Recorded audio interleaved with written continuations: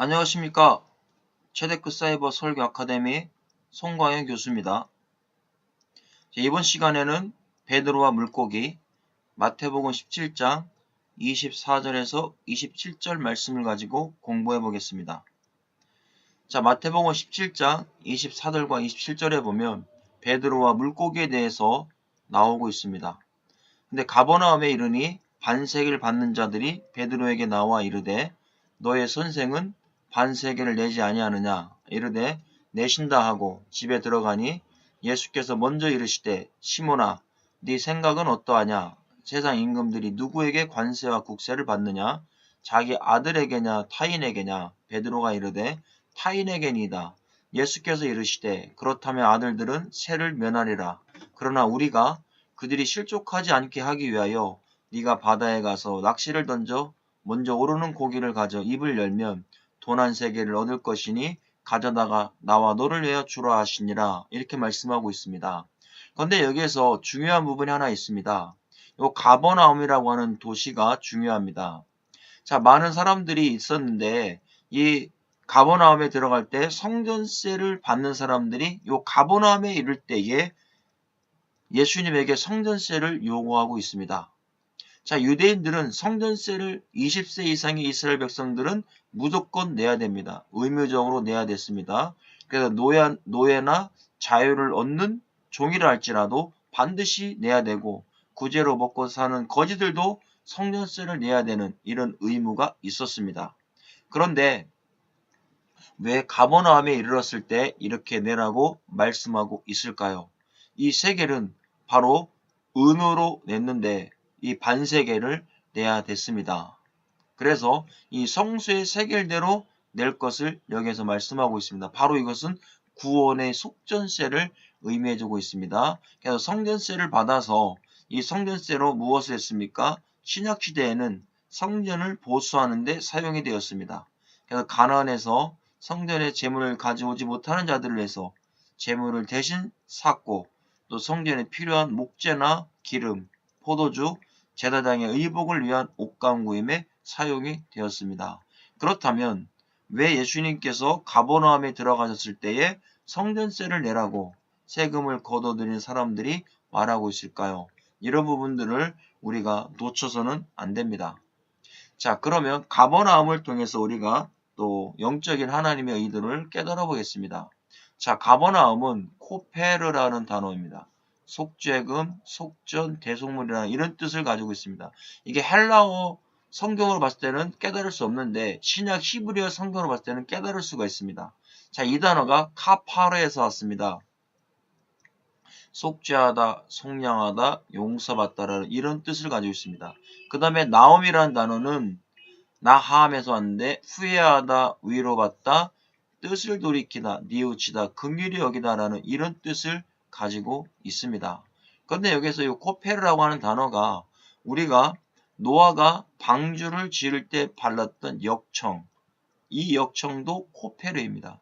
바로 속전하시는 예수 그리스도, 대속되시는 예수 그리스도를 나타내주고 있는 역청을 말씀해주고 있습니다. 자, 그렇다면 가버나움의 도시는 어떤 곳입니까? 예수 그리스도의 피로 속죄함 받고 죄를 용서받아서 영원한 성량이 되는 장소다라는 것을 보여주고 있습니다. 그러면 가버나움에 들어왔을 때 성전세를 받는 사람들이 베드로에게 예수님도 성전세를 내라고 말씀하고 있는 것은 어떤 의미가 있습니까? 바로 예수님 당시에 성전세를 받는 이 집행관들은 권력을 행사했던 사람들입니다. 그래서 만약에 세계를 냈지 않는다면 매를 때릴 수 있는 권세도 있었던 사람입니다. 그리고 재산을 몰수할 수 있는 이런 특권을 가지고 있었던 사람들이 바로 성전세를 받는 사람들입니다. 그런데 이 말을 듣고 베드로가 예수님께서 내신다 하고 이렇게 예수님을 찾아가고 있습니다. 그렇다면 이 가버나움에서 이렇게 성전세를 낸다라는 것은 바로 속죄하실 예수 그리스도가 직접 너희들의 속전세가 되겠다라는 것을 여기서 말씀해주고 있는 의미입니다. 그래서 예수님은 성전세를 내실 필요가 없는 분인데 세상의 사람들이 오해할까봐 베드로에게 명령하여 바다에 가서 낚시를 던져 먼저 올라오는 물고기의 입을 열면 돈 한 세겔이 있으니 그것을 가져다가 성전세를 내라. 이렇게 말씀하고 있습니다. 자, 우리는 이런 부분을 통해서 많이 오해를 했습니다. 자, 베드로가 가서 고기를 잡았더니 그 속에 있었다. 자, 그것보다도 믿는 사람들에게 가서 얘기했더니 돈을 주니까 그걸 갖다 내라. 그런 의미가 아닙니다.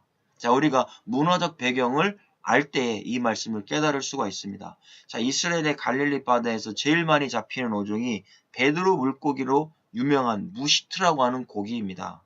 이 무시트라는 고기는 아랍어로 빛이라는 이런 의미를 가지고 있습니다. 물고기의 지느러미가 빛처럼 생겼기 때문에 이런 별명을 얻게 된 것입니다. 그래서 우리가 성지순례에 가면 베드로 물고기라고 해서 한 번쯤은 드셔보시는 그런 물고기, 그 물고기가 바로 무시트입니다.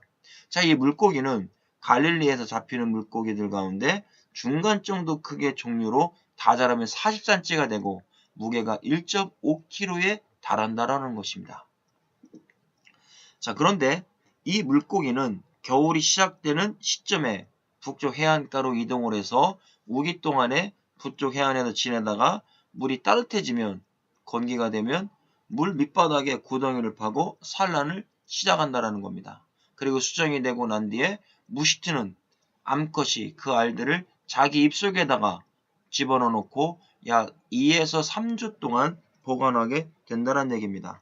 자, 입안에서 보관되었던 이런 알들이 부화되어 새끼가 입 밖으로 나온다는 겁니다. 그래서 새끼들이 계속 엄마 입속에서 넣었다 뱉었다 넣었다 뱉었다 하면서 보호를 받게 되는 겁니다. 이것이 무시트의 그런 습성입니다. 그런데 어느 정도 이 물고기가 이제 자라게 되면 엄마의 입속에서 더 이상 있을 수가 없습니다. 그래서 이 새끼들이 어느 정도 자라면 엄마를 떠나게 되는 것입니다. 그러다 보니 문제가 생겼습니다. 뭔가 입안이 허전해졌다는 겁니다. 그래서 바닥에 반짝이는 것이 있으면 그것을 찾아서 입에 물고 다녔다는 겁니다. 그게 바로 무시트입니다. 그래서 갈릴리의 어부들이 무시트를 잡았을 때 가끔 횡재하는 이런 경우가 있었다는 겁니다. 강바닥에 떨어져 있는 반지나 동전들을 물고 있었기 때문입니다. 그러면 예수님께서 베드로에게 낚시를 던지라고 한 시기는 우기의 마지막이었고 이 물고기가 해변 가까이 이동해 있는 시기였다라는 것을 말씀해주고 있습니다. 그래서 예수님께서 해변에 낚시를 던져서 먼저 올라오는 물고기의 입을 열어서 예수님과 베드로를 위해 성전세를 바쳐라 이렇게 말씀했던 겁니다. 그러면 여기에서 가장 중요한 영적 비밀이 무엇입니까? 예수님께서 하나님께 성전세를 바치지 않아도 아무 상관이 없습니다. 왜 그렇습니까? 하나님의 아들이기 때문입니다. 그런데 이 세상의 죄인들은 모두 반세겔의 성전세를 내고 속죄를 받아야 됩니다. 그렇다면 가버나움이라고 하는 이런 도시에 들어갔을 때 예수님께서 성전세를 내라고 집행관들이 말하고 있는 이유는 바로 예수님께서 직접 십자가에서 성전세를 내주실 것이다라는 것을 상징적으로 보여주고 있다는 얘기입니다. 이 세상의 사람들은 매년 성전세를 내야 되지만 예수님께서 십자가에서 영원한 속죄를 이루어주겠다. 내가 바로 너희를 위해서 원죄를 위해서 영원한 속죄가 되겠다. 십자가에서 너희를 위해 죽겠다. 바로 이 코페르라고 하는 단어 속에 십자가에서 속죄금으로 달리셔서 죽으심으로 나의 모든 속죄를 계속해 주시겠다라는 것을 말씀해주고 있습니다. 바로 예수님께서 나의 속전세가 되어주셨습니다. 바로 이게 세겔이라는 단어가 무게를 달다, 달아서 나누다, 뭐뭐에게 지불하다 이런 뜻을 가지고 있습니다. 그럼 예수님은 자신의 육체가 직접 십자가에 무게를 내고 피를 흘려주시고 모든 선택된 백성들의 죄악들을 달아서 나누어 주셨다는 겁니다. 모든 죄들은 자신이 예수님이 가져가시고 예수님의 생명은 우리에게 지불해 주신 겁니다. 이것이 바로 속죄요 영원한 대속인 것입니다. 그래서 우리가 이제는 가버나움에서 이렇게 성전세를 이야기하고 있는 것은 바로 나를 위해서 십자가에서 죽으실 예수 그리스도를 말씀해주고 있는 겁니다. 자, 여기서 물고기를 잡으러 하겠습니다. 이 물고기는 다가에서 왔습니다. 증가하다, 번식하다 이런 뜻을 가지고 있습니다. 그럼 예수님께서 성전세를 내는데 왜 물고기의 입속에 있는 반세겔을 내라고 하셨습니까? 이 성전세를 내게 되므로 많은 선택된 백성들이 증가되고 번성되고 번식될 것을 여기서 말씀해주고 있는 것입니다. 결국 예수님께서 십자가에 달리심으로 많은 하나님의 백성들이 구원받고 증거하여 하나님께 영광 돌릴 것을 말씀하고 있습니다. 그래서 우리도 이 물고기 바로 153마리도 물고기입니다. 요한복음 21장에 153마리 구원받은 하나님의 백성들을 상징해주고 있는 것입니다. 그래서 이 물고기는 구원받은 백성들이 예수 그리스도의 십자가의 보혈을 통해서 이와 같이 번식될 것을 설명해주고 있습니다. 마가복음 1장 17절에도 예수께서 이르시되 나를 따라오라 내가 너희로 사람을 낚는 어부가 되게 하리니 이렇게 말씀하고 계십니다. 베드로는 고기를 잡는 어부였지만 예수님을 만나서 사람을 낚는 어부가 되었습니다. 바로 구원받은 백성들은 정말 사람 낚는 어부가 되어 많은 주님의 사역을 감당해 갈 것을 말씀하고 있습니다.